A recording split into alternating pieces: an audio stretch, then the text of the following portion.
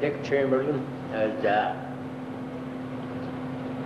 serial number 7272374. I was in the Navy. I enlisted when I was 17 years old. I left home 13th of March 1944. Went to Chicago, hopped the train and went to Farragut, Idaho for basic training. We got out there about 3 o'clock in the morning. All I had on was a suit, no overcoat. It was snowing and blowing, and it was cold. We finally get in the mess hall about 3 o'clock that morning. Then they got us all together and took us to barracks. I was there for a month to go through boot camp. And after boot camp, I was sent to Seattle to catch a ship. I got the USS White. We boarded that. They went to Pacific. We had all guys on the ship for over 2 years. We got all engaged most all the battles of the islands. We ended up 20 miles from Okinawa. We had a flight of seaplanes that told the China coast. They'd leave at 6 o'clock in the morning, come back at 6 o'clock at night. Another batch would take off at 6 o'clock at night, come back at 6 o'clock in the morning. We sat there for 2 years, and we was hit with the Jap suicide plane the 22nd of June 1945. Lucky that somebody shot a 5-inch gun and knocked it off its course as it was coming in. And all it done to the ship was hit the port boat boom. Went into the side of the ship, knocked out 6 rivets, threw the pilot up on the deck, and we was on a list for 2 or 3 days till we got it fixed.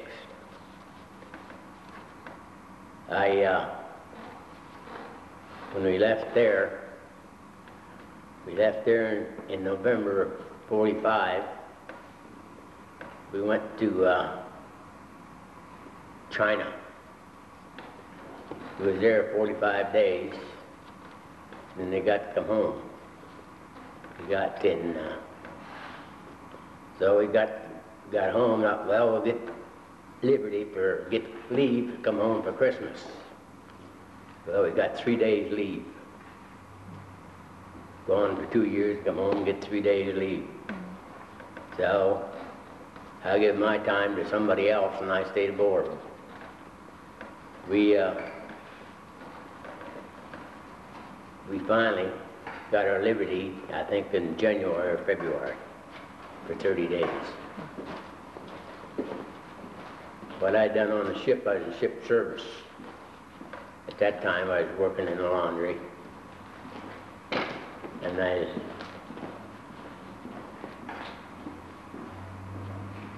got out, I think,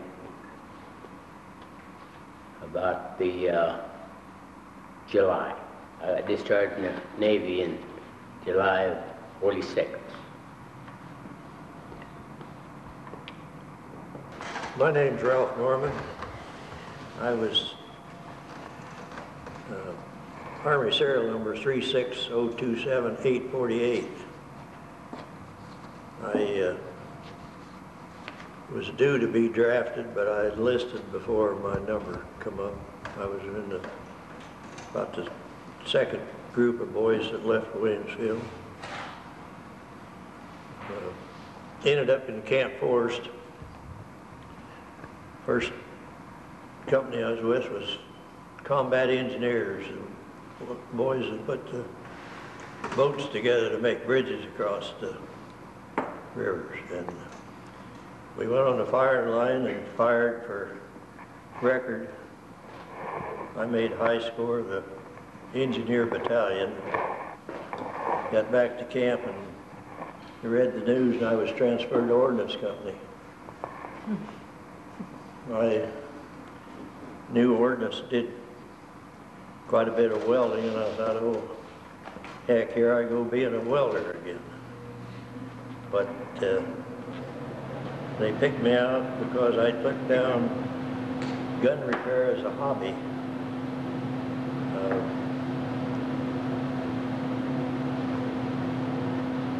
I ended up going to, well, we were on the Louisiana Maneuvers, and orders come through to report to Aberdeen, Maryland, the small arms school. And I had 3 months of training in repairing guns.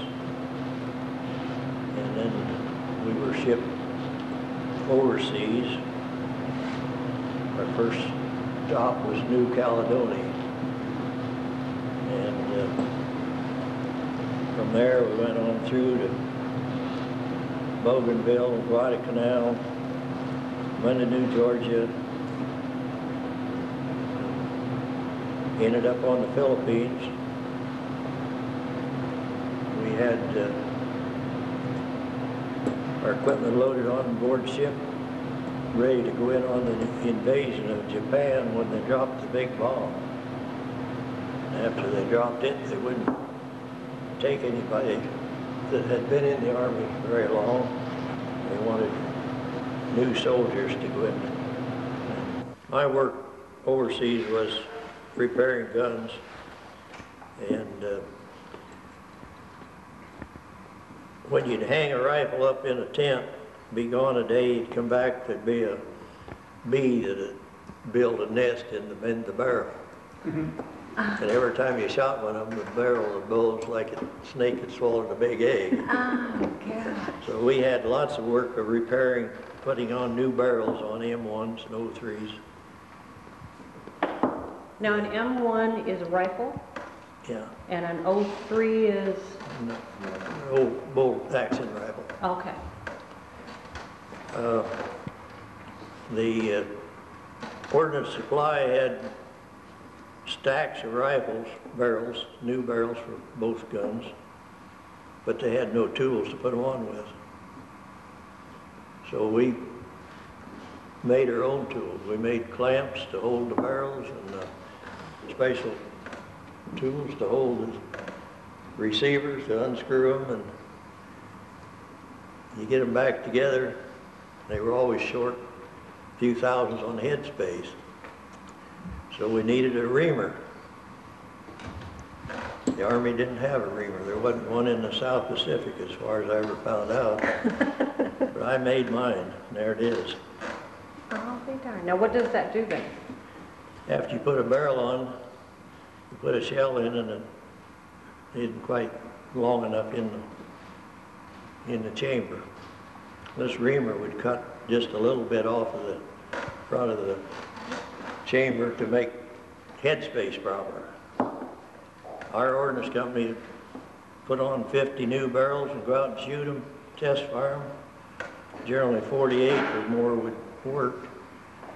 Some of the ordnance companies, other ordnance companies working there that didn't have a reamer, they'd put on 50 new barrels and they'd go out and there wouldn't any of them work. So I guess the little reamer is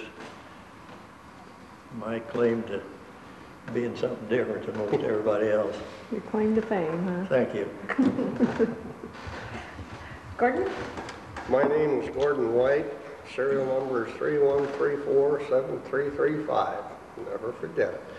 I was a corporal in the Army, and I went in at Fort Devens, Massachusetts in February of 1942.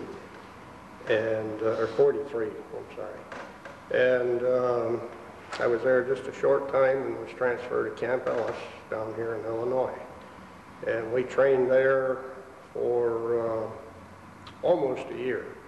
And then we shipped overseas to England. We went over in one of the largest convoys to cross the Atlantic. Ships as far as you could see in any direction. We landed in Swansea, Wales, and went by train from Swansea, Wales to the center of England. And we stayed in England until about a month after the Normandy invasion, and then we were transferred to France. And the general consensus at that time was the war would be over before we got to France, but it wasn't. We landed on Normandy beachhead and stayed in the Cherbourg Peninsula area until after Paris was liberated. And then we went across France and on into Belgium. And we were in Belgium during the Battle of the Bulge.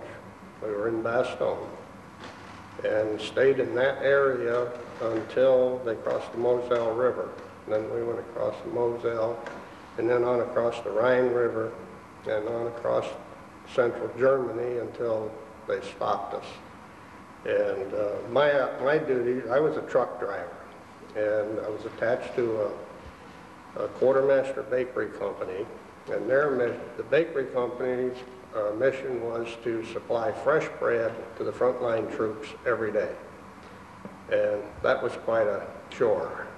I drove a big truck. There was 4 big trucks in our company. And we spent most of our time hauling ammunition and gasoline to the tankers and to the front. We was in Bastogne during the Battle of the Bulge, and that whole area. And it was really an interesting experience.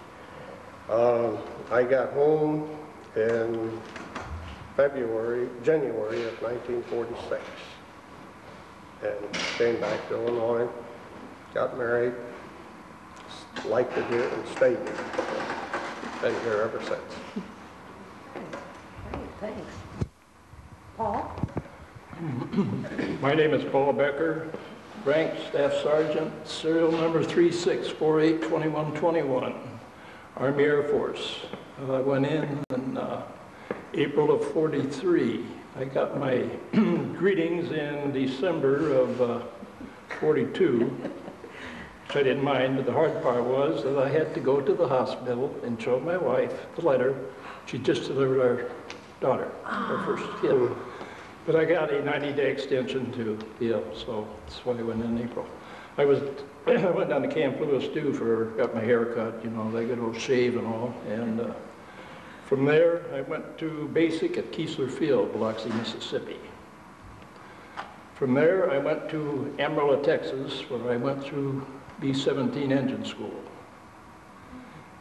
Coming out of one of the top 5 of the class, I went to Seattle, Washington, to Boeing Aircraft Company, where I went to B-29 engine school. The good part about that, there was only 10 of us that went, and we had our own private Pullman all the way up the coast, and we had a heck of a good time. A couple of guys almost missed it several times, because we'd wake up in the morning, we'd be on a siding, waiting for somebody else to hook us up. Sent a couple of guys in town to get a case of beer or something, and they almost missed it a couple of times. Well, now, can you explain the difference between a B-17 and a B-29? Quite a bit of difference. Is there? Oh, yes. Oh, yes. Size-wise? Ton loadage and everything. They carry about twice the number of bombs in all 17. But Okay, so they're both bomber planes? oh, yes. Okay. Oh, yes. Oh, yes. And from there, I went to Denver, Colorado, where I went to B-29 armament school, machine guns and cannon, all that. From there, let's see, where did I go from there? There I got a 15-day leave, I believe, and I had orders for Clovis. My deals at Clovis, Mexico, who I was assigned to, I never saw it. I went to a little airfield in Pratt, Kansas. I was there for several weeks. And there is where I got my first experience, really. One evening, a B-29 came in. I think it was a pilot told me it's the 7th one built, and had a problem engine. So I got to call the barracks. You went to B-29 school, go out there and see what you can do. So I did, and I found the problem. It's very simple. And the pilot asked me if I'd like to take a little ride, test ride. I did, so that was my first ride on 29. From there, I was only there a very short time, and I was sent to Amarillo, Texas, or Amarillo, Nebraska, not Amarillo. Oh.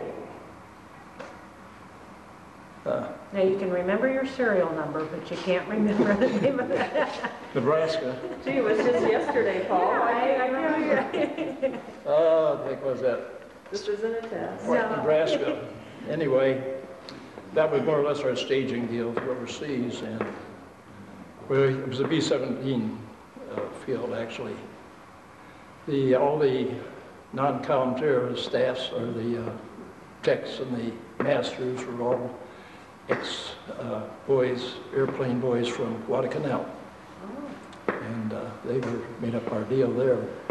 And from there, we went to Fort Lewis, back to Seattle.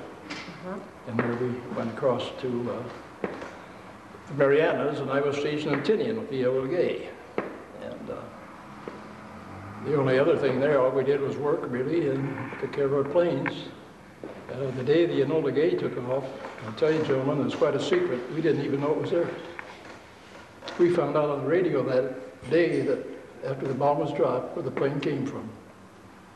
We knew there was an outfit way over there somewhere doing something, but we could see them taking off and landing, but we never knew what the heck they were up to. And Now, say that I again. went on Explain that to me again. yeah. What, the Enola Gay, is that what you said? Mhm. And that is, B-29, the bomb B-29. carried the atomic bomb. okay, okay. And the only other deal I had on the whole thing is it was in August, I think around August 15th, or a little after, right before the armistice was signed over there. We were making trips with supplies and dropping them in prisoner of war camps. Oh. And I did make one trip on that. I went over to Osaka, Nagoya, flew over.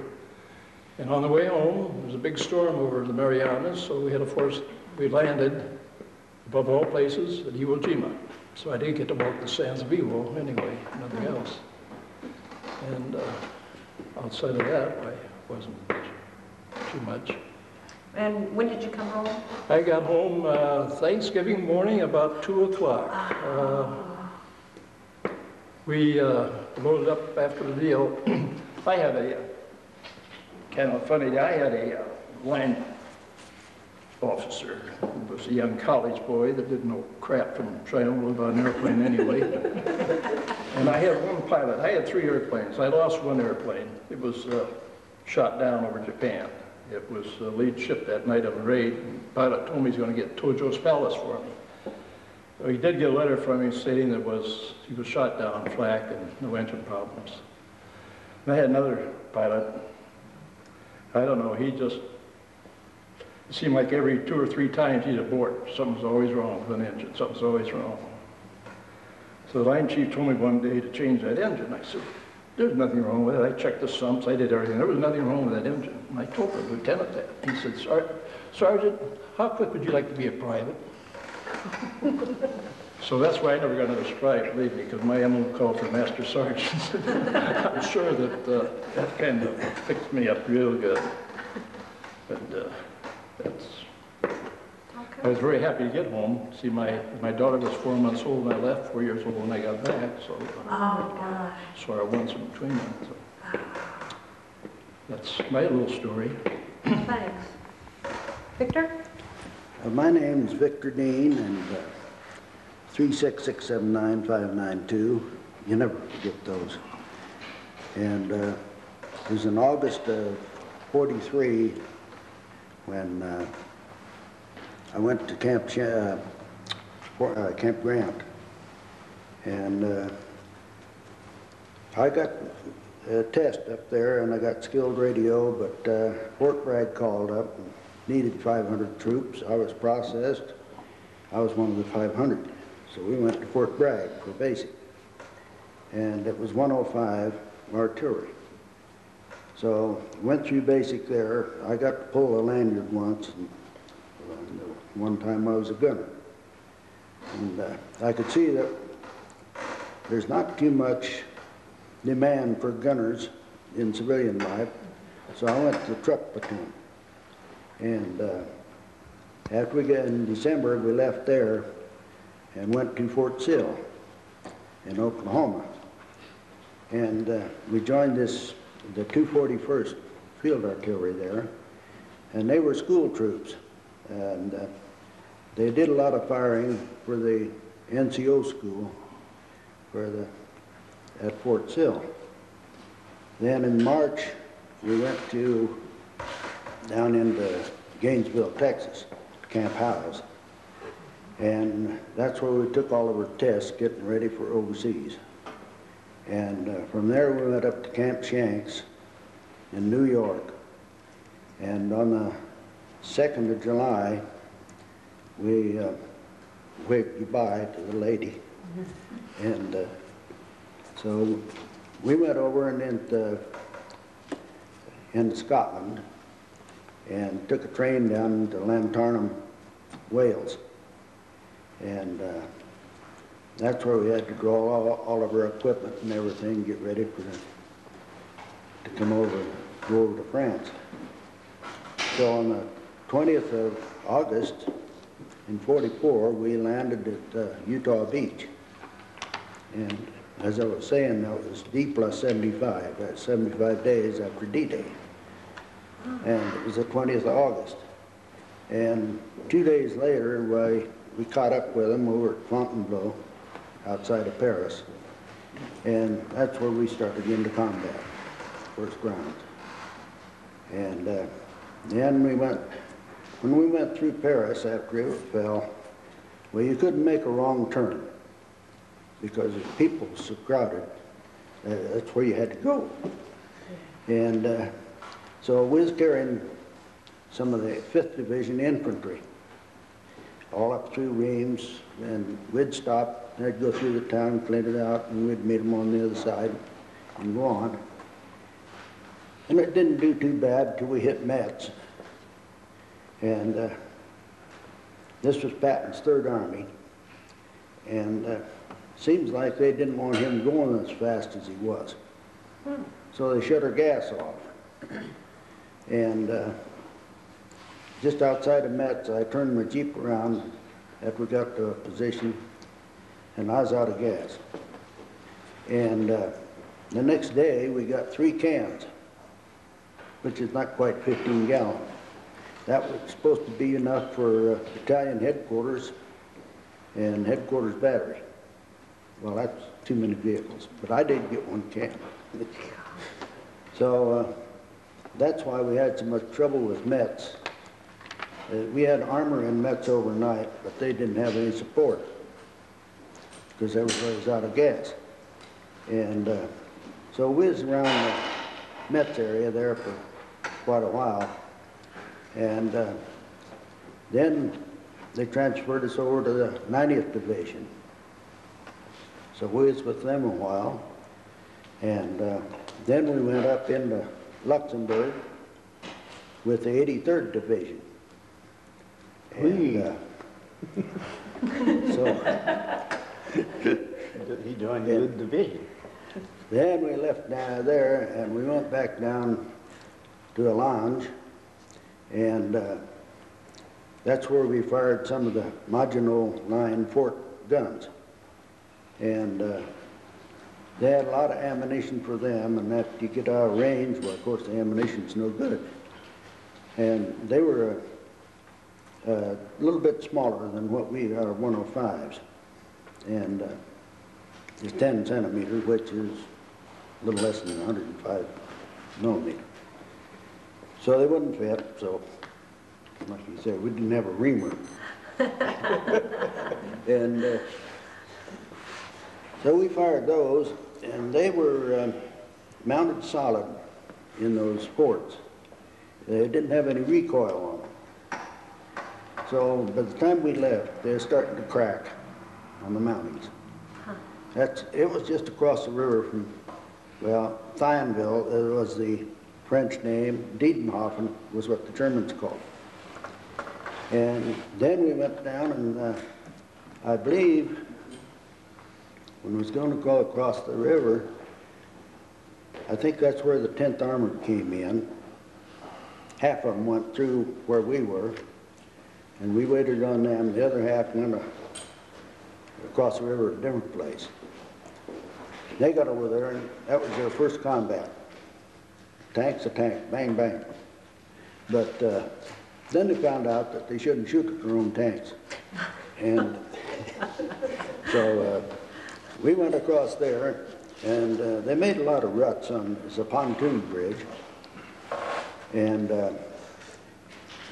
I didn't have any chains on my front wheels, and I got in these ruts made by one of the big trucks, and he went over the edge. And so I followed the ruts. I couldn't get out of them.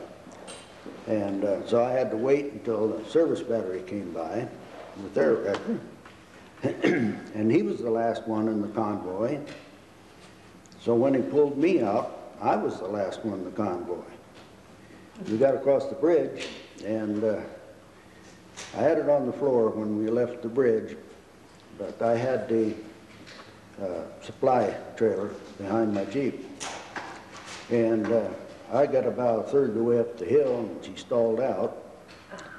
So the couple of guys at the bridge and the supply sergeant that was riding with me, they got out and they pushed, and we got it started again.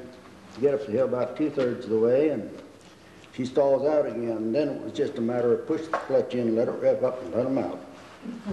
So we went the rest of the way up the hill that way. But by that time, nobody in sight, and I didn't know where they was going.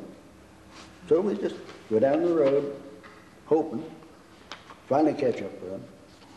And so then after that,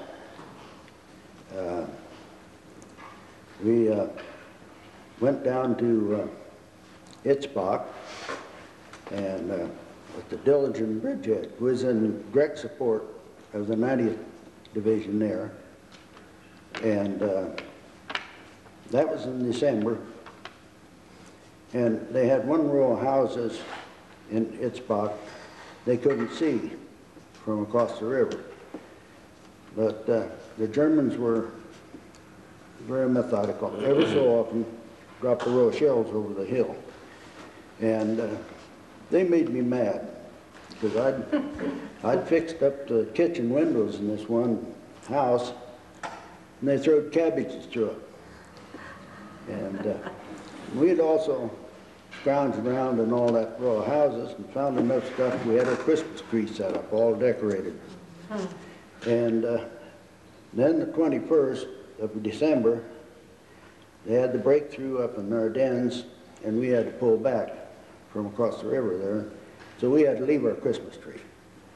And we went up north, across from Merzick, and that's where we stayed until February, I believe it was. We moved a little ways, and while I was there during the Battle of the Bulge, our first sergeant, he says, get out there and clean all those bell housings, and they had grease on them. So we cleaned all the bell housings, put light oil on them like he wanted. Next day he comes in and says, get out there and get that rust off in them bell housings. So we go out, clean the rust off, put the grease back on. And he got after me. I had a 12-volt radio, and I had two 6-volt batteries in the Jeep. One would get too high a charge, and the other would be low charge, where it was when the starter. And the batteries were getting old. I'd have to run the Jeep quite a bit to charge them up while I was just setting. So the first sergeant got after me for revving my engine up, so I quit. So we moved about 4 or 5 miles, I think it was, from there, and stayed in another place for a couple of days. And then we left there, and we got up around the corner, and they had a route marker there telling us to go that way, and he yells at me, he says, hey, your Jeep's on fire. Well, we landed, we come back on a victory ship. They spent more time writing their names on the plates than they did weld them together. And so we landed the 10th, I believe it was, in Newport News. And then we got to Chicago, and where I came out of the Army was just one barracks between it and the one I went in. Oh, my goodness. At Grant. And went in Chicago, and I caught that train, supposed to leave at 8 o'clock in the evening, and only we didn't have any engine. And at midnight, we still didn't have an engine. And I think it was about 1 o'clock when they finally got an engine. I was asleep before that. But I sent a telegram home to Miriam, and it was just by fluke.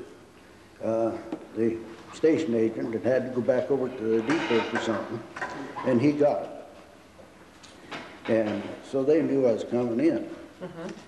But it was 5 o'clock in the morning when we got here, instead of midnight. And you were able to sleep? And Miriam and her sister were there waiting for me. I'll be all right. Well, thank you, Victor. Roland? My name is Roland Spencer, and my serial number 20614693, which I'll never forget, and I had the rank of corporal. I went in the service March 5th, 1941. Left from Galesburg up here with 100 Battery A, 123rd Field Artillery, 33rd Division. We went to Camp Forest, Tennessee, March 5th, 41. I guess probably one of the first groups that left here.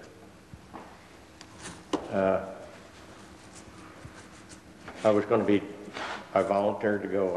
I was going to be drafted in the summer, so they would need some replacements.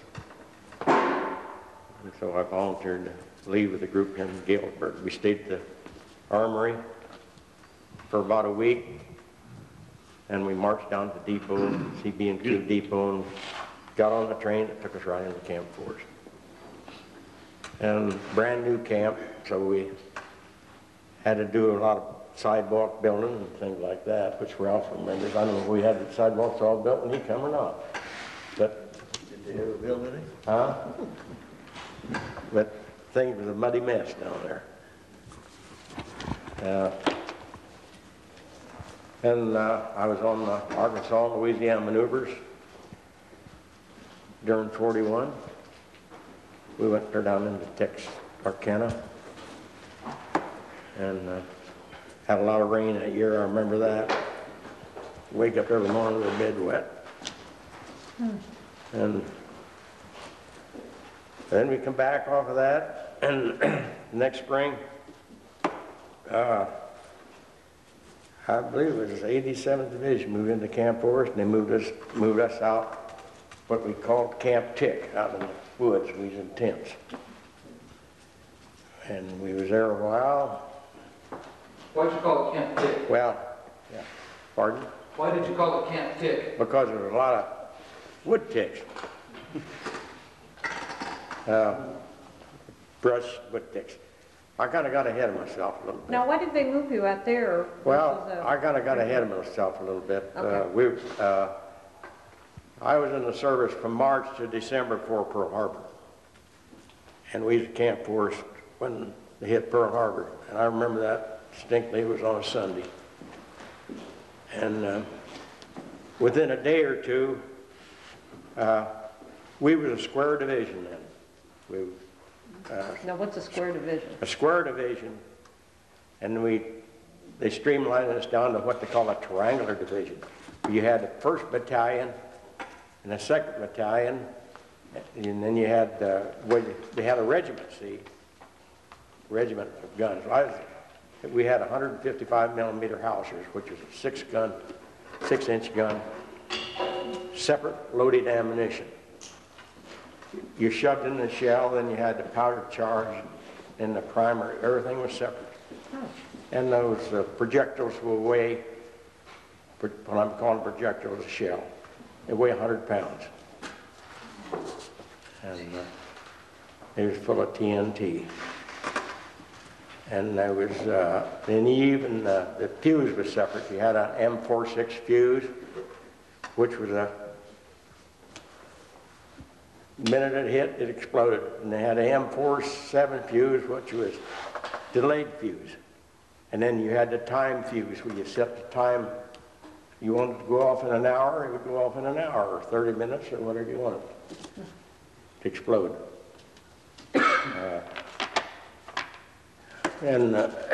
So within a night or two, just a couple of nights after they hit Pearl Harbor, they come in the middle of the night, turn the lights on, told the fellow on this side of me, get your clothes back, you're going. And they skipped me and went with the next guy. I don't know how it come they skipped me. They thought I was too little, I guess. I don't know. But that's the way they did. They had this, well, in the fall, we had let the 28-year-olds out. And I think about September, anyone who was over 28 got to come back. Come back to... They discharged them. Ah. Temporarily, I guess, because they brought them all back after they hit Pearl Harbor. And so that made the whole division was short of troops. And they made there was two colonels, the 1st Battalion and the 2nd Battalion. And they flipped the coin to see which battalion would go. They wanted troops to go down under right away. One of those red tape things. Yeah, and the 2nd Battalion lost, so took the 2nd Battalion and the 1st Battalion stayed. And so they needed to get up to full strength, and they robbed the 1st Battalion and put them in the 2nd Battalion. And I know the next day, I helped load cars. We loaded railroad cars, and they took all of our rifles away from us and gave them to the 2nd Battalion because they didn't have enough rifles to go around. And they had to walk guard with clubs after that until we got new rifles. We were short. Gosh. Japan didn't know it, but they could have took us if they had this equipment, because we didn't have no equipment. And it was probably a month or two before we got replaced with new rifles and things like that. And then this new division, in the spring there, the new division wanted to take ours, and they moved us out to this, what I call Camp Tick. We put up tents out there. We were out there a while, and they called on our outfit to go to Fort Sill to fire our big guns for the officers' candidate school down there. And we convoyed down, and we was down there. I know we was down there on the 4th of July in '42. We was down there firing, and we didn't take any time off, and no Sundays or nothing. And I suppose we fired probably for 30 days down there. And then we come back to that Camp Tick again. And then I think it was in the fall, August or September, we took all our equipment and we loaded up down in Chattanooga, Tennessee, went to a railhead down there, and we went to Fort Lewis, Washington. It took us a week. We took the whole train, had the whole train, and went up to Fort Lewis, Washington. They stayed there until the spring of '43. And we went to Mojave Desert, California, and took desert training to go to Africa. And we were all set to go to Africa because took this machine gun fire and crawling underneath the barbed wire and stuff like that. And people shooting over your head. And I know there was one fellow that seen a rattlesnake. He jumped up and he got mowed down. He got shot down. And because there was a steady stream of bullets going over, and you could see them because there's tracer bullets. You could see the bullets. Now, explain that. I don't know what a tracer bullet is. Tracer bullet, it shoots a stream of fire. Oh. And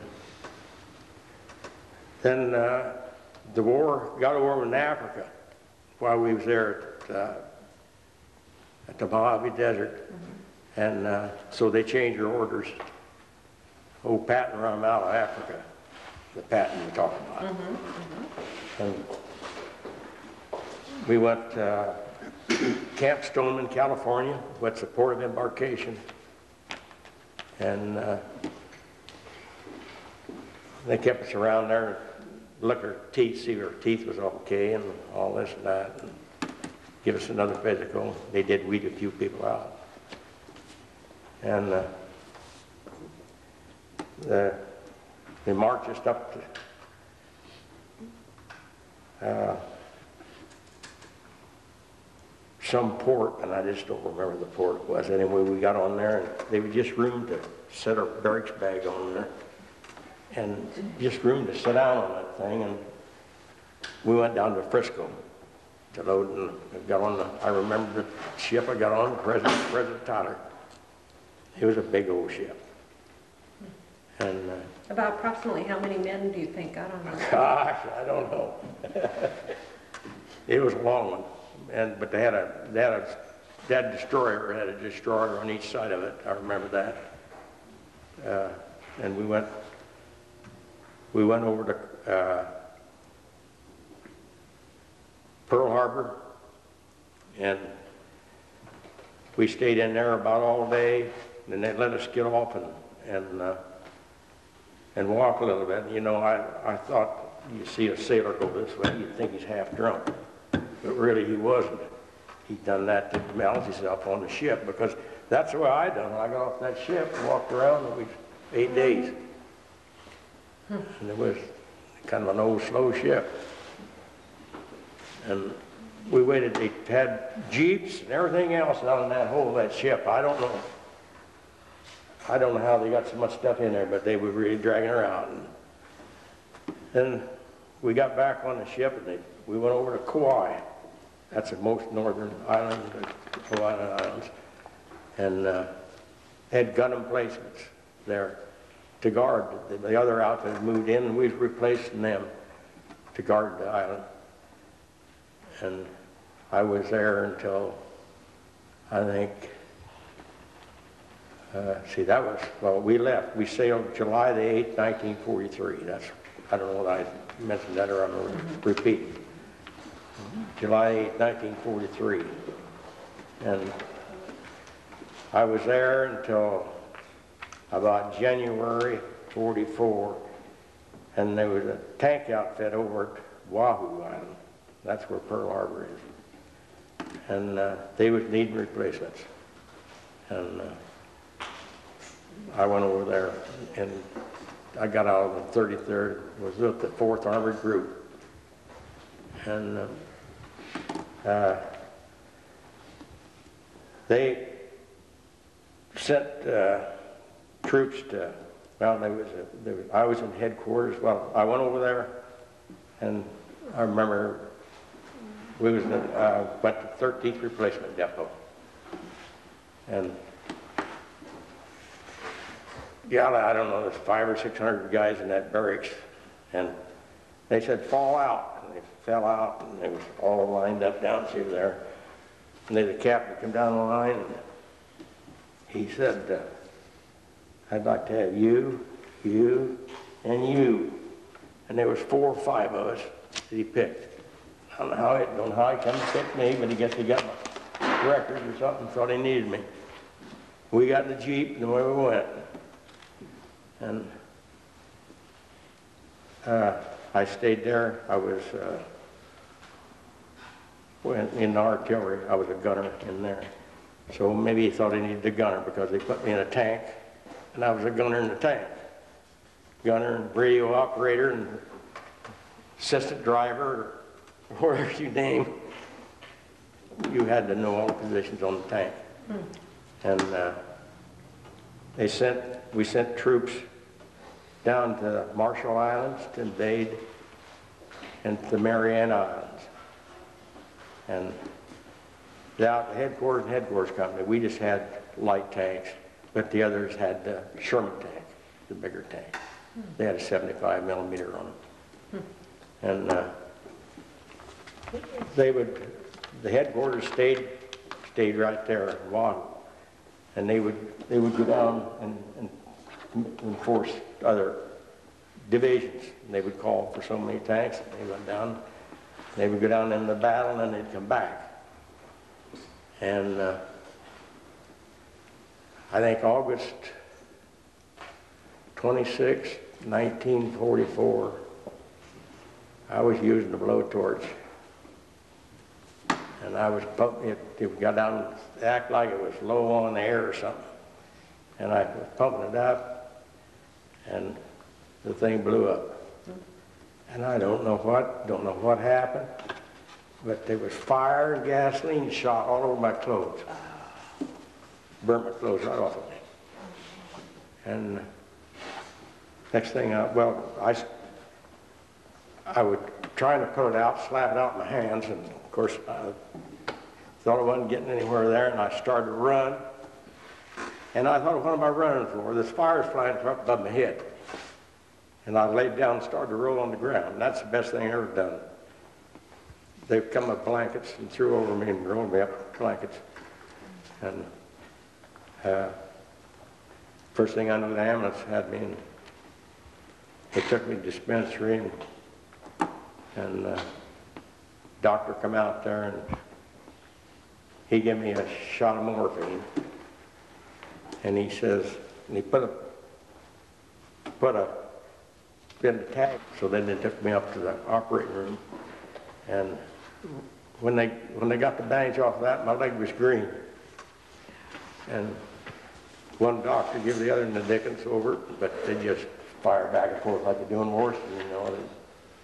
And they were trying to take that bandage off, and that doctor says, "What are you sweating about?"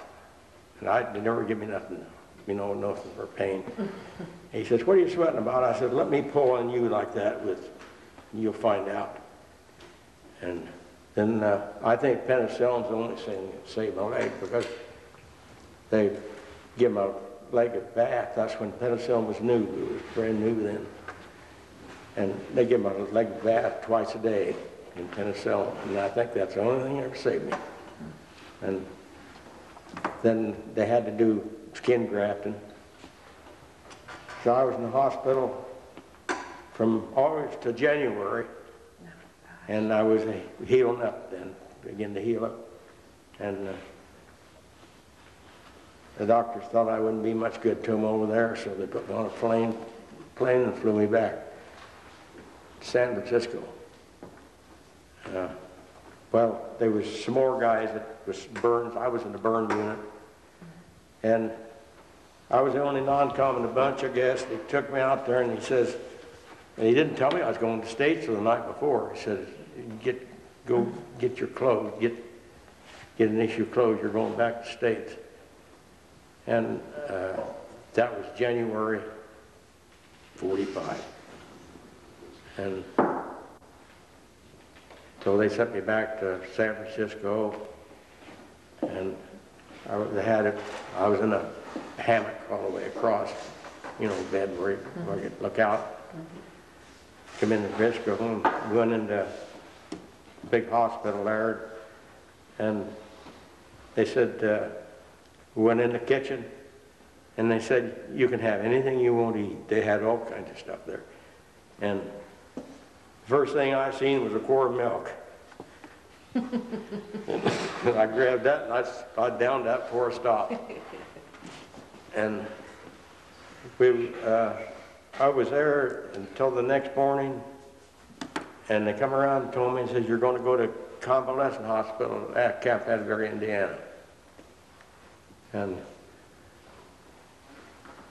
it turned foggy, and said, well, we're going to have to delay it for a day. Well, and about 11 o'clock, the fog began to lift, and they said, well, we're going to go. So we ate dinner early and went out on the plane. We flew. They had to make several stops.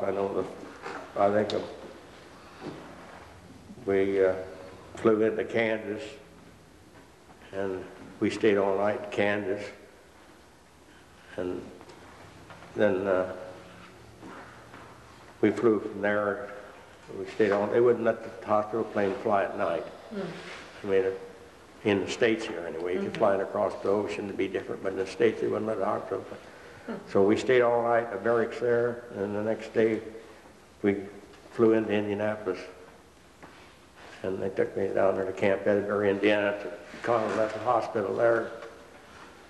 And Excuse me, Ron, I've got it up. then the doctors interviewed us and looked us over, decided what they're going to do with us. And this one doctor says, you may get discharged. Well, so he says, come back, we're having a board of doctors tomorrow, and there were about 5 of them. And they decided then that I would get limited duty in the States, and with a 30-day furlough, which sounds real good. And then I got a 30-day furlough, and then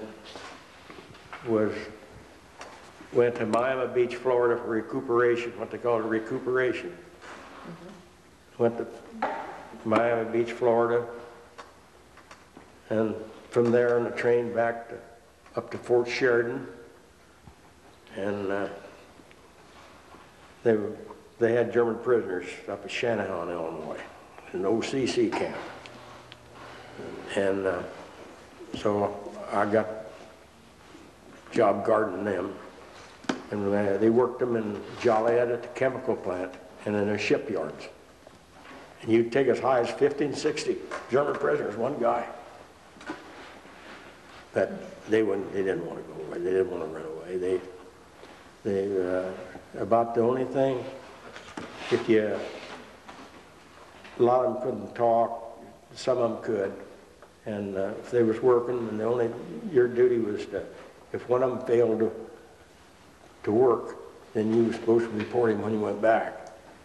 And they had trouble with an old German one day. I don't know what was wrong with him, but he just mad as the dickens. They called me up there, and I said, you either work for bread and water when you go back to camp. That was the work we were supposed to give him. And no, he did just sold. So we went back. I pointed him out. He was the guy that wouldn't work. So they put him on bread and water for a couple of days. He's ready to work then. And I was laid a little while, and I got out October 16th. 1945. Well, I'm John S. Snare, Sergeant, 336777943 serial number. And I went in when I was 32, I think it was, in service.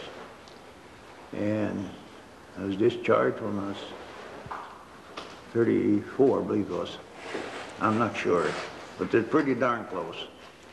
I was in the 83rd Infantry Division, as an Ohio Division, and I trained at Cross, South Carolina. And Juanita came down, and I couldn't get a pass to get out, so I got out, got caught going back, so I went long enough, I was a cook. They gave me a cook spec number. So I cooked. Huh? Did you peel a lot of potatoes? No, I didn't have to. No, I was smart. I made pancake batter and donut batter and got the peas ready, or beans, whatever they had. Didn't even have to do the dishes. KPs, German KPs did that. The potatoes and the dishes. And let's see, I don't know. But I was, like I say, I was 32, and they said, "Oh, you're too old." But they'd give me a test, and I passed it. Huh? I passed everything just fine. It was good health. Still pretty fair health, but I'm still good looking.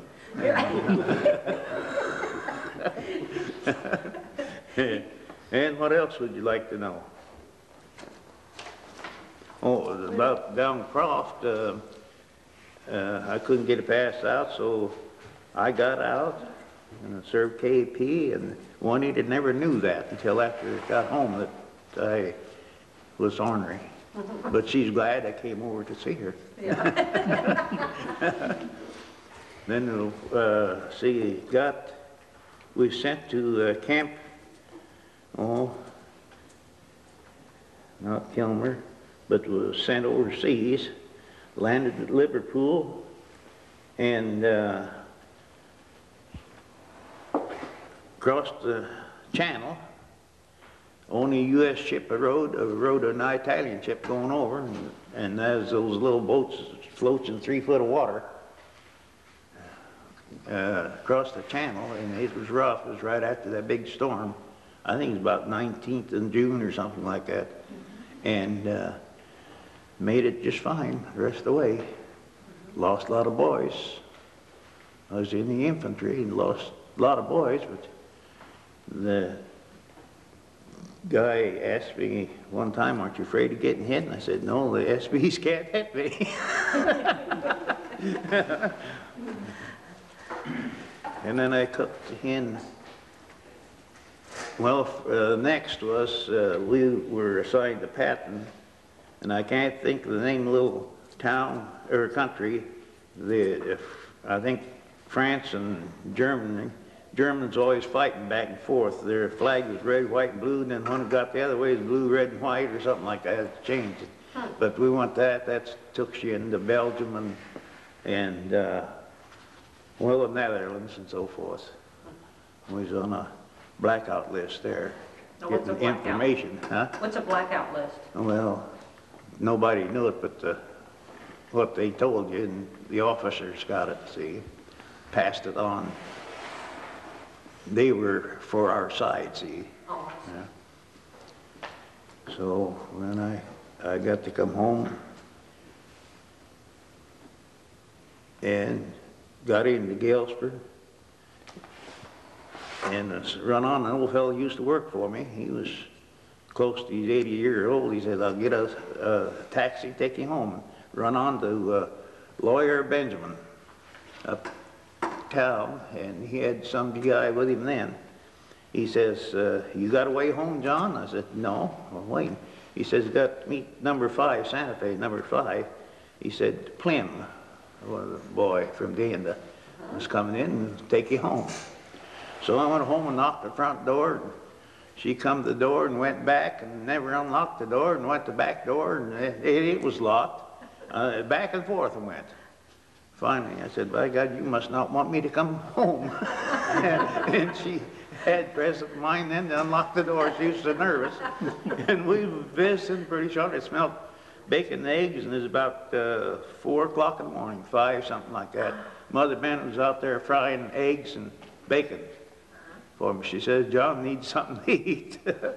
So by that time, Dad went to work about 7, and went down about 6, saw him and Mom. And so that's the life. Wouldn't want to go through it again, but I wouldn't take anything for the experience I've had. Well, thank you, John. Saw a lot of pretty German girls, French girls, but I never looked at them. But the one back home to was the the glance. Everybody want to buy a bridge?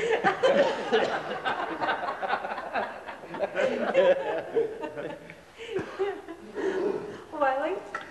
My name is Wiley Reed. My serial number is 3605-8410, and I was a staff sergeant in the Air Force, and I was 23 years old when they come and got me to go into the service. And I was stationed in the Southwest Pacific, and I was a tail gunner on a B-24. I was inducted into the service in Peoria, and from there we went to Scottfield, and Scottfield to Jefferson Barracks. I signed up there to go to mechanic school, and they kept putting us off, and finally one day they hung a letter on the bulletin board and said, "If you want to go to Las Vegas and be a gunner, you'll be out of here tomorrow." And we were. So we went to Las Vegas, took gunnery school for 5 weeks. Then we were shipped into Tucson, Arizona, where we formed our group. And from there we went to Williamsfield for our first phase training, then to Denver for our final training. Then we went to Topeka, Kansas and picked up a brand new airplane and flew to Hamilton Field, California, where we painted a beautiful lady on the side, and also the name of Shasta. That meant she has to come back. That was our airplane, That Shasta. meant you went to sleep. From Hamilton Field, we island hopped over to Australia. We went to, first we hit Honolulu, then Christmas Isle, where there was one tree on the island. Then we were at the Fijis, then we hit New Caledonia, and then we flew into Australia from there.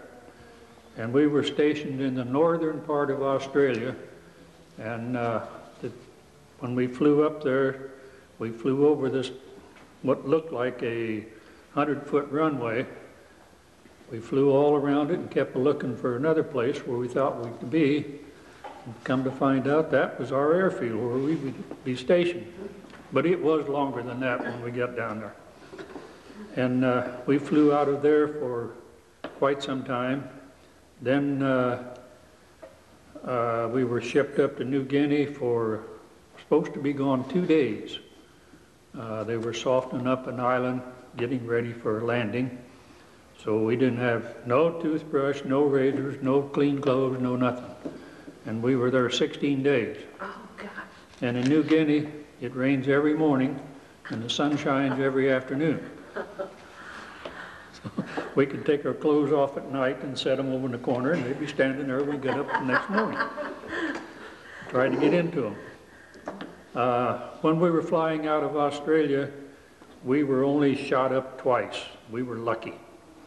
On the first time, as we were coming back from a mission, we all got separated because of the weather, and we were jumped by 12 Jap planes, and we finally got 4 of them, but we had 40-some holes in our airplane, and one bullet came in, hit the navigator's desk where there was a bunch of maps.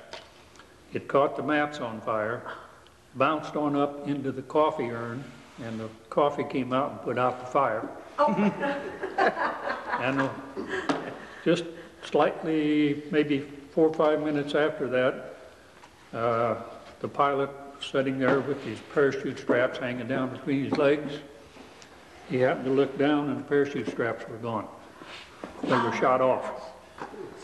That's how close he come to getting it. And then I was in the tail turret, of course, and I was firing down, and something popped in my ear, and I thought, uh-oh. And I was done. I couldn't move my turret, I couldn't move my guns or anything. And these turrets were run with hydraulic fluid, red hydraulic fluid. And that was shooting up into the airplane, and everybody thought that I'd got killed. So radio operator come running back and said, "You all right?" And I said, "Well, I guess so." And he said, "Well, there's blood coming up to the flight deck." And I said, "I'm sorry, that's not mine." "Maybe you better check somebody else." So we finished up flying in the day after Christmas in 1943, and we headed back for the States in January, and we arrived in San Francisco in February of '45. We were on the Matsonian, which was a flagship of the Matson line, had been changed into a troop carrier. And we were the only able-bodied men on there, so we pulled guard duty. And we fought to see who would get to be the guards in the kitchen, because they would feed us good. Fried chicken and everything, all the trimmings. But some of us were unlucky, and we had to pull guard duty on the top deck, which was loaded with Australian girls who had married American GIs, and they were going back. We could stop all GIs, or non-coms, but if they were an officer, they could go on up. We couldn't stop them. John, did you know any of those?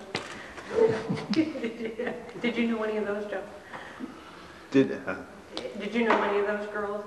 No, he was in my territory. They wouldn't allow him in there. We were particular who was in our outfit. About the third day out, the saltwater machine that made pure water out of the ocean. Salt water broke. So we bathed in salt water for a few days until they got that ready. We quit shaving though, because that was pretty rough. About 4 days out of San Francisco, they decided they better clean out the refrigerators, all the food stuff, and we started getting ice cream for breakfast, dinner, and supper. We're about done. And then they've got the chicken out, and we really ate good the last 3 days. We got back into San Francisco. We stayed there a few days, and then I came home for 21 days, and then went to Miami for rehabilitation, and we stayed in one of those nice big plush hotels down there for 20 days. And from there, I went Stayed to Ponciana. That's where I stayed when I was down there, Ponciana Hotel. I forgot the name of it I now. stayed at President Madison. There was a lot of nice ones there. Yeah, you bet. Didn't have to make the bed or nothing. That was a nice part. Yeah. Then I went to Charleston, South Carolina, and was a gunner instructor there. And from there, I went to Selfridgefield, Michigan, where I was another gunner instructor, and we had French students. And all due respect to the French, but oh boy. We were out on the skeet range one day, a high and the low house. Ralph can remember these. Had the little windows in the back where you looked out the window to see. And they got the idea, they put their own buddies in there to pull the trap. So they would take their shotguns and fire at them little square windows. Had their buddies in these high and low With houses. 5 people in there. Yeah, their own buddies. They were something else.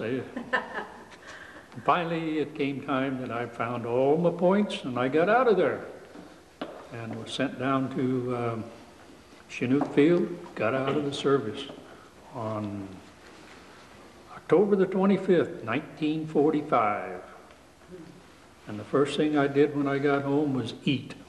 After all Good the old ice cream and fried chicken, you... No, I didn't have fried chicken, I didn't have ice cream. Did you have bacon and eggs? No bacon and eggs. I did. I had beefsteak. Beefsteak. Smothered in pork chops.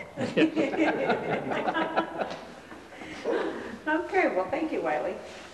Clayton? Name is Clayton Hurlbutt. Williamsfield's been my hometown all the time. Went to school, graduated in 1940. Went to Western that fall. On December 7th on 41, we were in Burlington that day. Came out of the theater that afternoon, it was raining.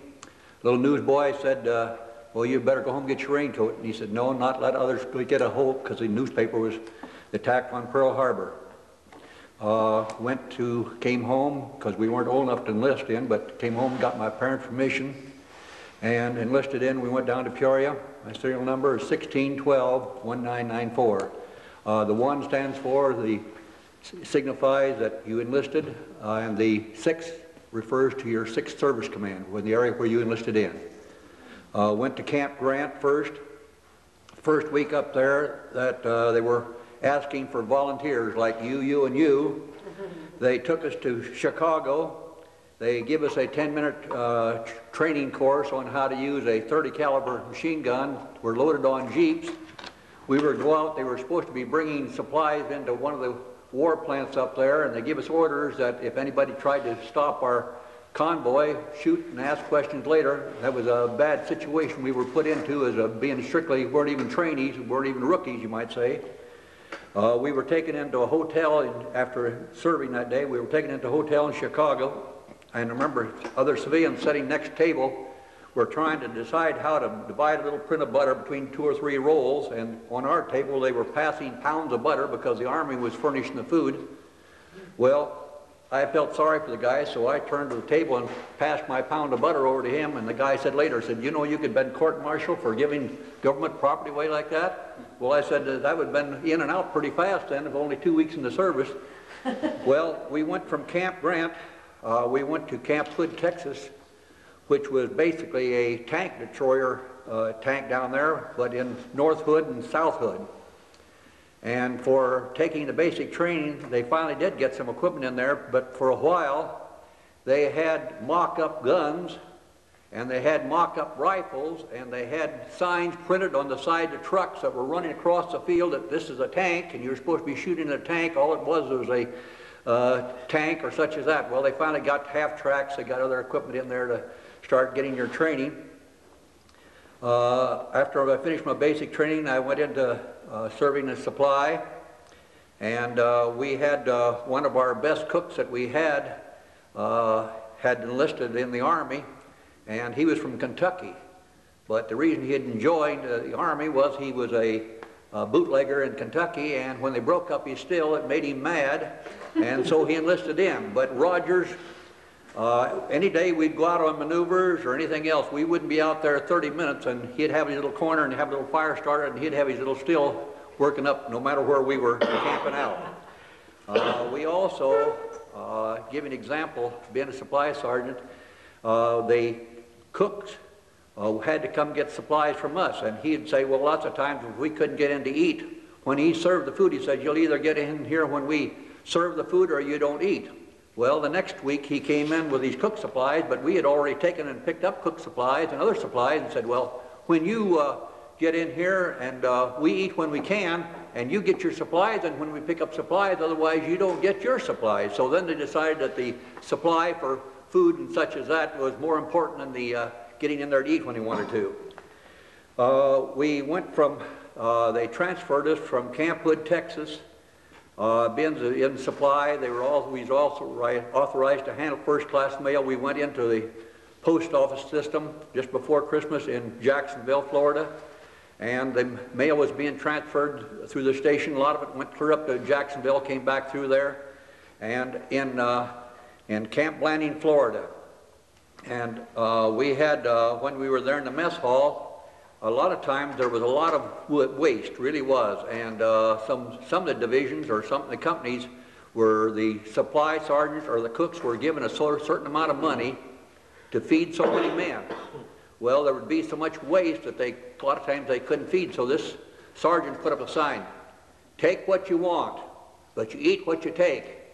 Well, about the first day or so, he set up a table right by the doorway, and there, of course, there were a lot of trays that they started leaving out that were partially eaten and such as that food. And he said, I said, you take what you want, but you eat what you take. You sit down there. Well, I can't eat it. I'm full. I don't care. You push it down. So he pushed the food down him for the first few days, and after that, there was no more waste food. We went from Camp Hood, when we were on maneuvers, a lot of the fellows out on maneuvers, like he said about the thing of shaving and not having facility to shave or anything else, and they were always complaining about one of the things that always cold water if they did have water to shave. And so one time for a treat, we kind of give them some hot water. What we did, we took a fan belt off a Jeep and ran it without the fan belt on and got the water hot and drained the water out, and so they had, the whole group had hot water for shaving then. When I finally got out of the service, I came back to Chicago, back to Williamsfield, and I had the, they let me know, and they said, well, you let me know, and they pulled right up out here by the depot, and me and my duffel bag got off the train and delivered me right home. So I felt real honored to getting right home because I was just getting out of the service. I guess. Well, thank you, Clayton. Lloyd? My name is Lloyd Blust. I joined the service on September 25th, 1941. I was a master sergeant. My serial number was 1601938, regular Army. Now, why do you say regular Army? What? Well, there was Army of the United States, and it was United States Army. And one of the differences is, if you was regular Army, you got paid it first. You got paid ahead of everyone else. I made first and paid on one time. Okay. But I was sworn in at the post office in Peoria and went to Camp Grant, received my shots and clothing issue. From there I went to Jefferson Barracks and took aptitude test stuff to see whether you get in the Air Corps or not. And from there I went to Curtis Wright Technical Institute of Aeronautics at Glendale, California on detached service. We had civilian cooks. We had girls waiting tables. And when I got through school there, they sent us to San Diego. Any Hooters? And what? Any Hooters? we went to San Diego to Consolidated Factory School, and we were the first Air Corps guys sent down there. So we stayed at the Hotel San Diego, ate in the coffee shop, rode the city bus out to the factory, and of a morning they would lecture to us for the morning, and then in the afternoon they turned us loose on the assembly line. Oh. And that was a lot of fun. Everybody pick out a good-looking girl. That's a part of the airplane they study. From there, I went to Barksdale Field, Louisiana, and they had an engineer school there, so I was put as instructor in the engineer school. And I didn't have any extra duty of any kind. And when the Japanese attacked the Dutch harbor, our outfit was farther advanced in training, so they took part of our outfit and went to Nome, Alaska. They patrolled the Bering Sea. And they left one airplane. I was a corporal and crew chief of the airplane. We went from Barksdale Field to Will Rogers Field, and then from there overseas. I landed overseas a year from the day I joined the service, September 25th, 1942, and went to Adak Island, which is about 1,800 miles off the mainland of Alaska. And we had 90 mechanics in Anchorage, Alaska. We had 2 men to a plane, a crew chief and 1 man. We had no fuel trucks, no generators. We worked with a flashlight in one hand, and we pumped fuel out of the barrels into the airplane. They burnt 200 gallons an hour. And they had drained a lake on Adak Island and put up sea gates to keep the lake from filling up on high tide, and laid down mattings, and that was our runway. We pulled 2 missions a day, and we did, when your airplane was in commission, you didn't quit. You stayed till every airplane was ready to go the next day. So we put in a lot of hours. Our outfit pulled the first raid on the Kuril Islands. We pulled that from Attu Island. We landed B-24s and took off a 4,200-foot fighter script on Massacre Bay with Bombay tanks. And they taxied up to the base of the mountain, set the brakes, and revved all 4 engines wide open and hoped they didn't miss. Because you run out of runway, just 20-foot drop into the water. We lost our CO, and the planes got shot up pretty bad. Some of them landed in Siberia, some landed at Attu, and a couple of them landed at an emergency strip on Shemi Island.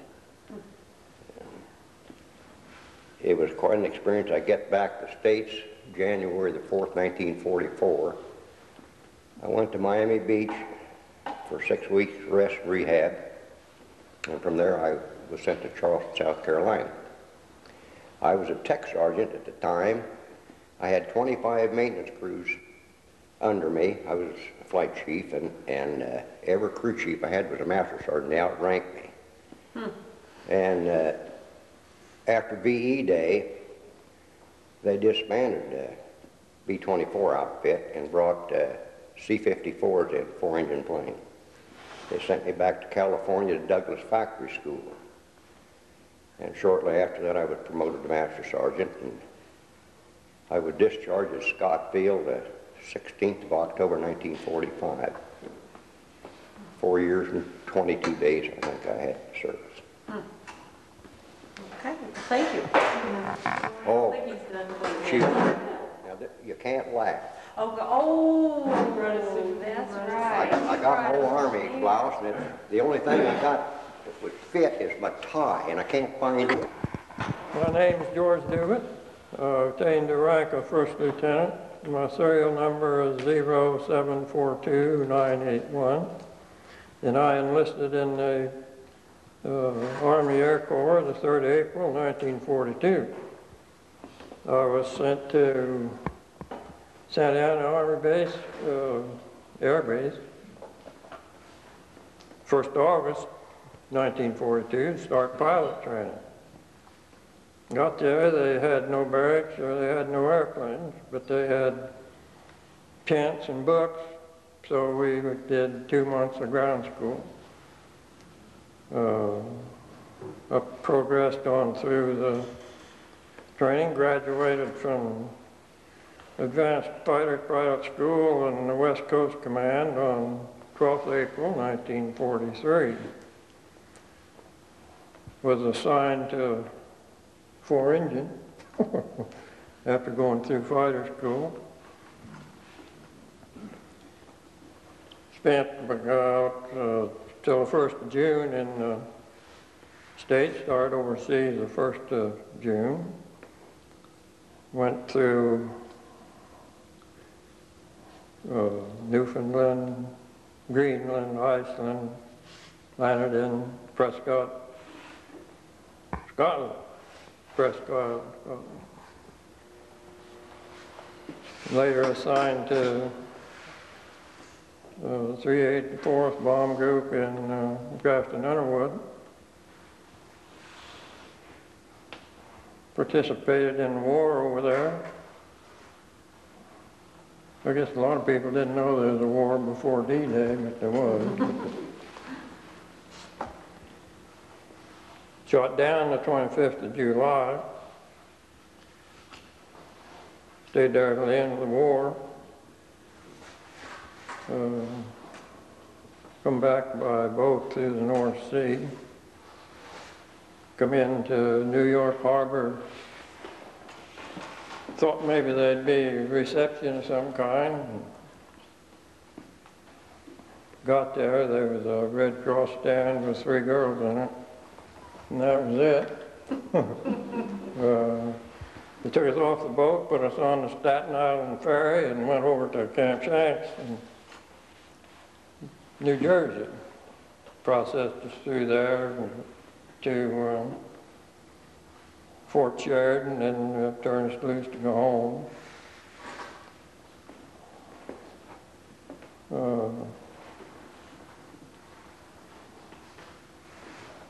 I had, I don't know, 30-day leave, I guess. But anyway, we went to Miami Beach like everybody else. Was there on VJ Day. Went back to Luke Field in Arizona and stayed a while. Not much going on, so I decided to get out, and I was discharged the 25th of July in 1945. Spent a little while in the reserve. And that was about it. Okay, now I'm going to go back a little bit. You said you were shot down on the 25th of July of what year? 43. Okay, and where were you shot down? What We area? shot down the raid on Hamburg. Okay, so then you were a prisoner of war where? You what? Where were you located as a prisoner of war? We was in Germany. Okay. Okay. Well, thank you. Sonny? Yeah. My name's Charles Huber, and I went in as a private and came out as a tech sergeant. My serial number is 16073832. My German number is 112441. I was also shot down. I went to a gunnery school in Las Vegas, Nevada, went overseas by the South America route, South America and Africa. Was in England in March of 43 and started flying missions May 1st of 1943. Was shot down the 21st of May, 43. Was on the 9th mission, and I pulled 3 weekend raids in the Piccadilly in London, and I survived those. And I was 20 years old when I went in, and was 23 when I got out. And there's a question here, what was something you couldn't wait to get home to do, see, or eat? And I'll take the to see one, and that was Lloyd's sister, who I married. And I was, well, I told you how long I was a prisoner of war. I was 23 months and 12 days, I believe.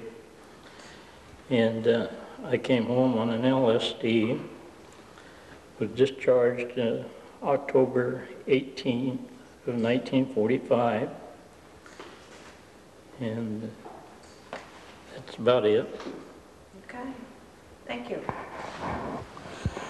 My name's Fred Brown. I served in the U.S. Navy. My serial number is 6210382. I went in the Navy on the 9th of September 1942. I enlisted. And I don't want to come through as being some sort of a hero, which I wasn't. I enlisted because I knew I'd be drafted. You got to be honest about it.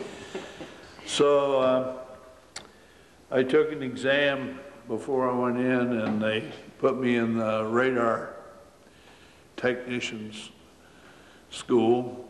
So I reported to Great Lakes. From there, I went to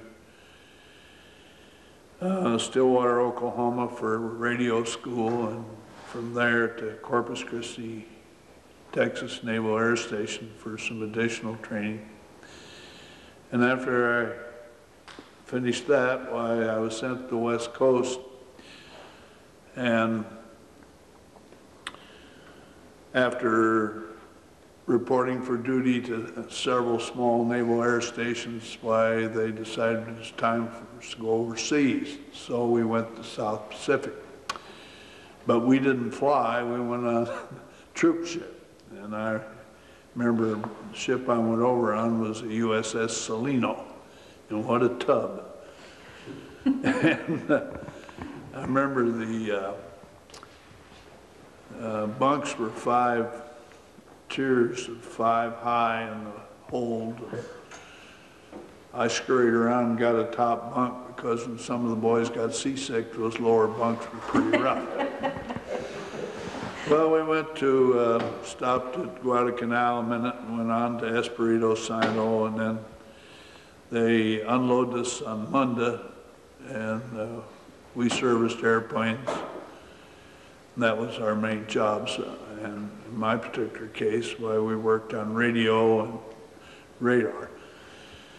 And from there, we went on up to the Russell Islands and serviced planes for the South Pacific campaign. And about that time, General MacArthur and the Navy come to a meeting of the minds, and so we were sent home unexpectedly. So I reported back to San Francisco and then Alameda Naval Air Station, and I was there for quite a while. And they sent us to small stations downstate in California and around Monterey. And I happened to be located at a station where few of the personnel had been overseas at all. So I didn't have to go back overseas. Instead, they sent me back to Corpus Christi, Texas for additional training. And I remember I got a leave after I finished the training for the second time, Corpus Christi. I don't mean it's the same course, but I was on the way home and on the train going through Austin, Texas when the war ended. Everybody just went completely nuts. And I was discharged in February. I was sent back to the West Coast, and then I was discharged on February 6, 1946. And I don't have any heroic tales to tell you. I mean, I feel a little guilty about my service being so soft when I hear about what George and Sonny went through as prisoners of war. But all I can say is I was available. That was it. So that's some substance of my If little I'd known story. that, I'd have invited you over to take my place. You know what I always said? When I got out of this man's army, I took orders long enough. And I'm going to be in a business myself if it isn't any more than being a shoestring salesman. Yeah, I felt that way, You too. got married, though. Hey, Well, did Lily I give got the married order when I from? was- Oh, you did. I got married at 42, so I So was you anxious didn't to get get home to to see my say wife. everything you wanted to do. You didn't get to do everything you wanted to do No, after you get married. no, but it's a little better than the Army. I didn't ask anyone if I wanted. My first Army paycheck was $4.99, and I actually got $4.99. They didn't give me $5, they gave me $4.99. Is that a month? Is that? Yeah, for the end, I went in the 21st, so I only had 10 or 11 days on that month. Oh, okay. Yeah. You must realize that things were much cheaper then. You could get a hamburger for a dime, haircut for quarter. Coal was 15 cents a gallon, bushel, and corn was $12, 12 cents a bushel, and people at that time, and back in 39, 40, were burning corn rather than coal because corn was cheaper than coal was. Gasoline about 15 cents a gallon. I went over on a ship that they captured in the German World War I, the USS Oswego. And it was a tug. When I come home, I got a ride at Alaskan Steamship line home, and that was pretty nice. Now, Victor, you were telling about the food. It was good. There, It you were talking about your sea rations. Yeah, I said it had to be good to last from 1917. And we ate it all out before we got anything better. Oh, gosh. But that's what we had most of the time across France was sea rations packed in 1917. George, what did you do on the airplane? You weren't a pilot, right? Were you a pilot? Yeah, he was a co-pilot. Co-pilot, okay. How about you, Sonny? I was a gunner. Wasn't there like a tail gunner and, was Well, there more than one gunner? Yeah, there was 6 enlisted men and 4 officers, and the 6 enlisted men were, this was on a B-17 at the time, and I find that it was one of the smaller aircraft today. It probably was then. But anyway, the 6 enlisted men were gunners, and there was a top turret gunner, a tail gunner like Wiley, and a radio gunner, and a ball turret gunner, and 2 waist gunners. That was a window that you open right about back of the wing, and you swung a flexible gun out of that. And it was the only gun on the plane that could actually shoot up the plane. So if you didn't like somebody on the plane, wanted to go down with them, well, all you had to do was shoot your own plane down. First day I landed on Adak Island, they met us at the plane, they said, go up and pitch your tent, bring some guys back and finish an engine change. And we had it all finished, and I was adjusting it, synchronizing the throttle linkage, and all of a sudden a big boom, cannon went off. I asked this old master sergeant, been there quite a while, I said, what's that? He said, that's signal for an air raid alert. Well, I said, hell, I'm going to stay here. They'll aim for the runway and hangar and hit the camp area. Yeah, probably right. I had my head down the engine, the cell working, talking to him pretty quick. He quit answering, looked up, and he was moseying up over the hill. So I decided I better go too. But it was a false alarm. What about mail from home? Does anybody have an interesting story about a letter or a particular box? A holiday box? My first mail, I got 49 letters, 4 packages, and a postcard. First mail I had. How long had it been accumulating? Well, August till, I don't know, sometime in the latter part of 42. Same way with pay. I didn't get paid from August till sometime in January of 43. But didn't need to do anything to spend it on. Oh, yeah. Yeah. I came home on a ship loaded with wounded, and they only had about 10% of the people they carried that were able-bodied, and they had to help take care of the wounded. But a lot of the people were in pretty bad shape. They were survivors of the South Pacific campaign. So you actually helped take care of them? Well, our duties were, they had hospital people take care of them literally, but we served as mess cooks and that sort of thing. Yeah. So we traded $100 bills. I was sent a fruitcake from home that I never did get. Oh. For Christmas, in 1942, I got a red silk scarf from my grandmother. I don't know what I was going to do with it. I got a whole bunch of candy and cookies and things like that. One time when I come back, they each saved me one piece. The other guy got in it, and I had a piece of chocolate candy it was, and one cookie and something else. But that's the way they did. But I never did it. I went to Anchorage one time, engineered the B-17 up, and brought back a brand new radar detection 24 Bombay full of electrical equipment. And Virgil Butt said, "Would you get me some whiskey while you're up there?" I said, "Yeah." "How much you want?" He said, "All you can get." I got 2 gallons in pints.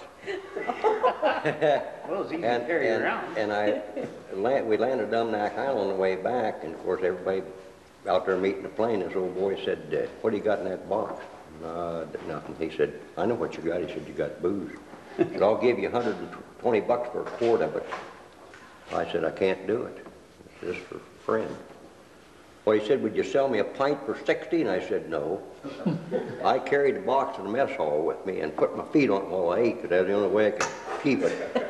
Well, Virgil Butts and I joined the service together, and we was on ADAC, and if I went to mail call, I'd bring his mail down. "Old buddy, I got some bad news here." And he'd do the same thing to me. And this one day I got his mail and went down. I said, "I hate to give you this letter, old buddy." Well, when I got off the flight line, went up the tent, here he was. He started cracking them pints open, taking a big swig. And I said, after about the 3rd one, I said, "What's the matter?" "Read this." I said, "I don't want to read that." He said, "You read it anyway." She'd got married.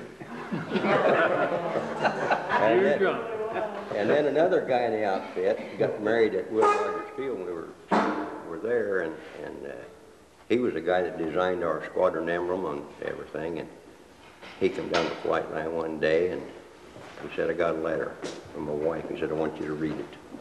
I said, "I don't want to read your mail, JB. I want you to read it." And she was having 6 pounds. And she said, "I got all the symptoms up and left it blank." He said, "What do you think?" I said, "I don't know." He said, "Yeah, you do." I said, "No, I don't." He said, "It sounds like she's pregnant, don't it?" And of course, we've been overseas over a year. And I thought he was going to commit Harry Carey. Well, the next letter he got, boy, here he come, wanted me to read it. She had all the symptoms of appendicitis, but she didn't know how to spell it, so she left it blank.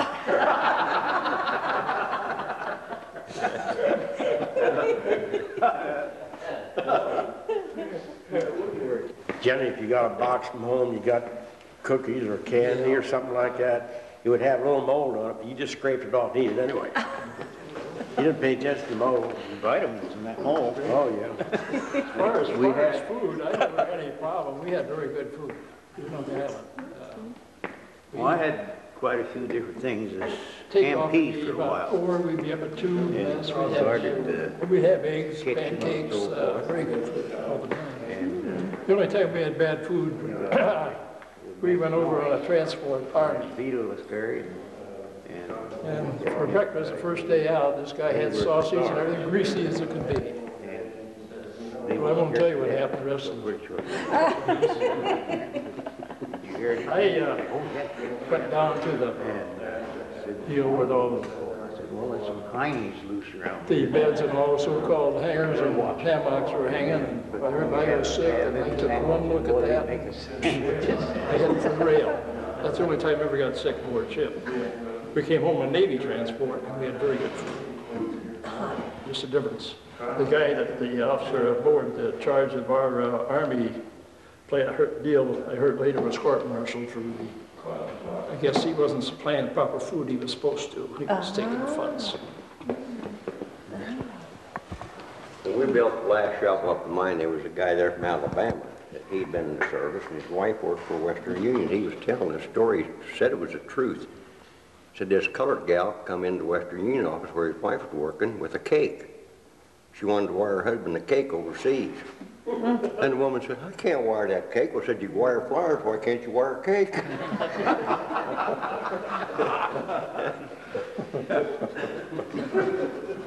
We had one fellow in the outfit that was from New York, and his dad would always send his mail first class registered. And he'd have to wait to the last one to get his mail because they'd always have to sign for it. And we'd say, well, he thought he would get the mail to him quicker by putting it first class registered, and yet he had to stand and sign for it clerk at the end of the mail call every time. Even though he'd keep telling his dad, don't send it regular, send it regular. No, he had registered mail. We had a guy in our outfit that when we left the state, you're supposed to send out APO numbers to people, you know. He didn't send any, but he'd go to every mail call. And I said, Jay, did you send your APO numbers out? He said, nope. Well, I said, how do they know where to send your mail? He said, that's their tough luck. But he was the one that would go to the mail call every day. Somehow they served us a big stew, and I don't know just what was the cause of it, but it resulted in everybody having the GIs, which they call them. And have you ever seen I think they know something that we don't. Yeah, they're all giggling and we're...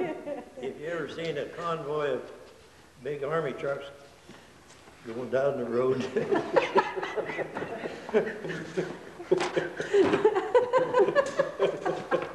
With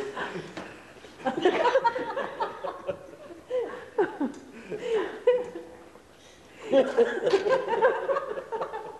can remember the first meal I had when I got landed on an island in the South Pacific, and they were pretty short of variety, so we had 3 different kinds of beans in one meal. I remember that. 3 different kinds of beans. In one meal, yeah.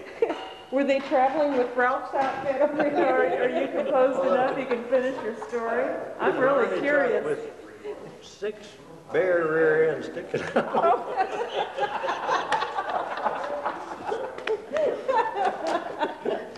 Is that the GI Blues? Is that what they call that? GI. Yeah. That's the same way when we hit the island.